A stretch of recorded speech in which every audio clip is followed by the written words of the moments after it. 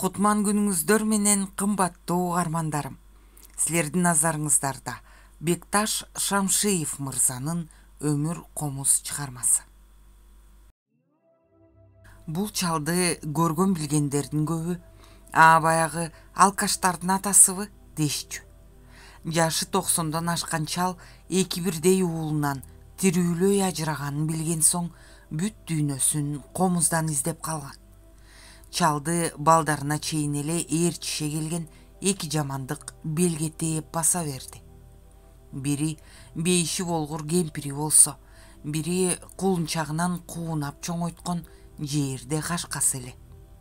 Кезинде дубан жарган күлүктүн ичээр суусу, батар күнү түгөнүп, тарамышы көк тартып баратканы көп болгон. Кемпиринин карашында союп салалы дегендердин сөзүн жакын жуутпай койгон чал эртели кеч сыртка чыгып атка чөп салган болуп, бирок күндөн күнгө чүңүрөйүп, уясына кирип бараткан аттын көзүн тик багып карай албай, жүүнү бошоп, зээни кейип кайтаар эле үйгө. Жерде кашка акыры кабыргасы саналгыч арыктап, жем чөп ирмей албай калганда бүк түштү. Ошондо демейде эч нерсе менен иши жок эки уулу жоро жолдоштору менен келип, өлгөн атты жолдон ары сүйрөп барып, айылдын көр жери төккөн таштанды аңгегине көмүп салып баса беришти. Ал болду. Кашка ат жыгылгандан тарта чал дагы малкана тарапты аттанганды токтотту. Боор эти менен бир бүткөн ат күйүтү оңбогондой оор экени билген эмескен. Балким чал кемпири өлгөндө да мынчалык күйгөн эместир. Өлсө бир кемпир өлгөндүр дечү. Кемпир табылат бул айылдан. Бир эмес 1000 кемпир табылат. Бирок мындай сулуу, мындай күлүк атты кайдан табасың эми? Бир айыл эмес, бир дубандан таап берчээр болсоң. Балким мындай атты экинчи буу жалгандан таап алуу мүмкүн эместир. Чал көзүнө жерде кашканын жыландай сойлогон жаш кези, өткүр кези, өзүнүн булчуңу бутка батпай, айылга аты чыгып, Кудай бетин салбай кал, канжардай мизилдеп, алтындай жалтылдап турган учуру. Анан Абылай Аксым дегендин ашкан сулуу кызын бир көрүп ашык болуп, түнү менен ала качып кетип, таң атканча ээн тала эрме чөлдө эпке келтире албай жүрүп, таң атканда көшөгөгө кийиргени тартылды.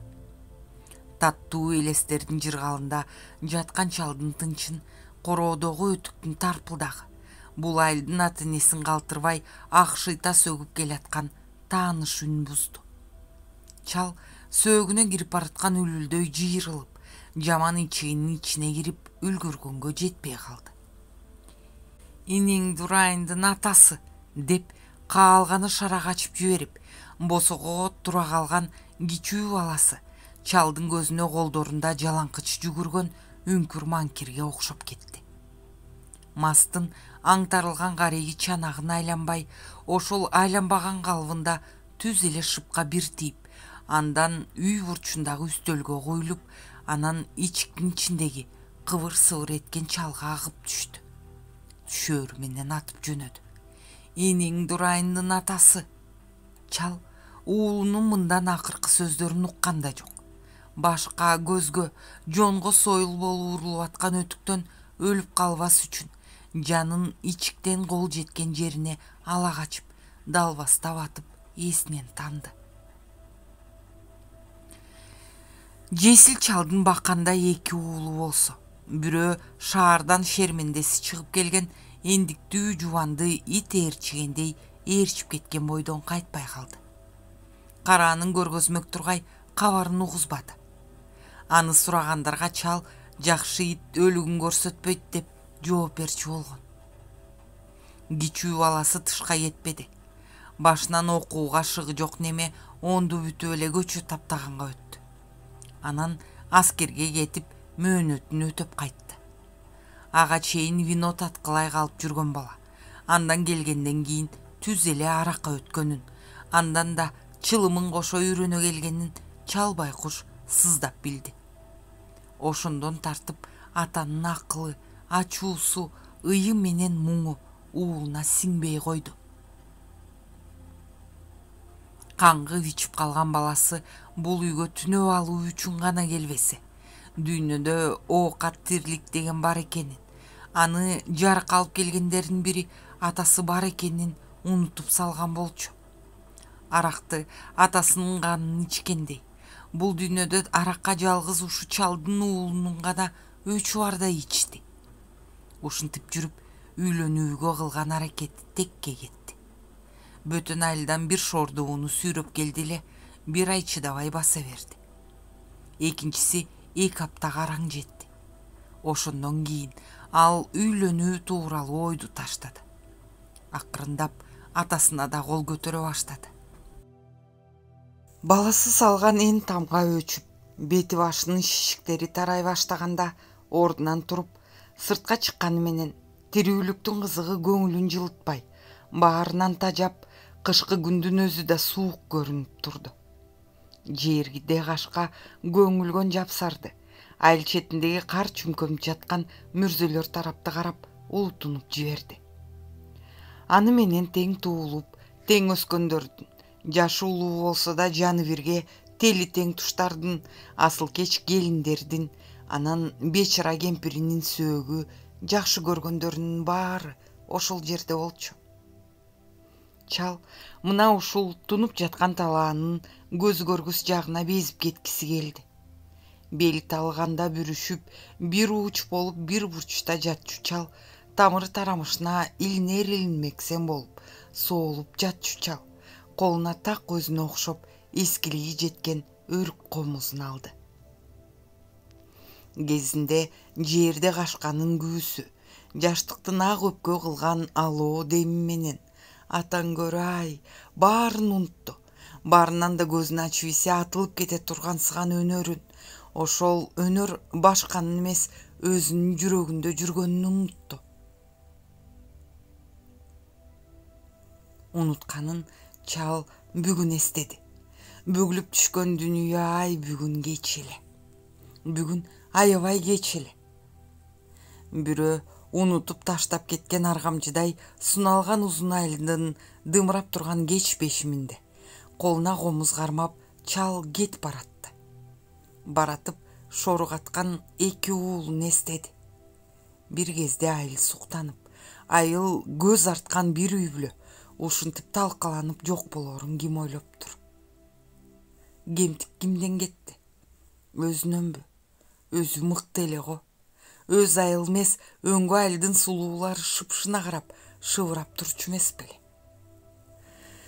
Чиркин, кыйды чал кыргыз эмеспи, өзүнөн өөн таппай койду. Анда кемпирби? Жатыны жаман энеңди деп ичинен сөгүндү. Жалаң жиндинин тукумун тууп. Баардык күнөөнү мына 6 жыл мурун өлгөн кемпирине шылтады. Шылтаары менен жеңилдей түштү. Анан чалдын жүрөгүн жалындай оролгон бир арман чырмай баштады. Арман алыста калган күү эле. Жаманбы жакшыбы, агылса агып түгөнбөөчүдөй, төгүлсө төгүлүп түгөнбөөчүдөй болгон аруу, акчаңгыл мунарыктай таза табирик күү болчу. Учурунда кызматка да, катынга да, бала чакасына да чолосу тийген чалдын мына эми ушуга тийбегенин кара. Итке айланып тентип кеткен 2 уулду багып чоңойткондон көрө, жүрөктөгү күүсүн багып чоңойтсо эмне?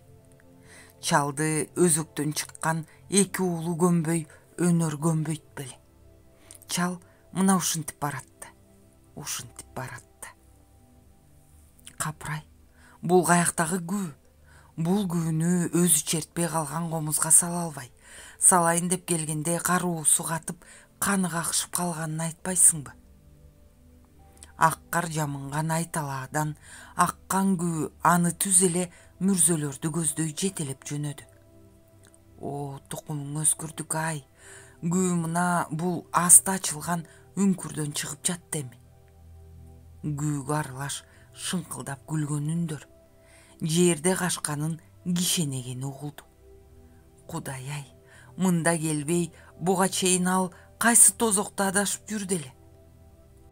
Комузун колтугуна кыскан чал өзүнөн өзү келген бейишке өрмөлөп кирип кетти.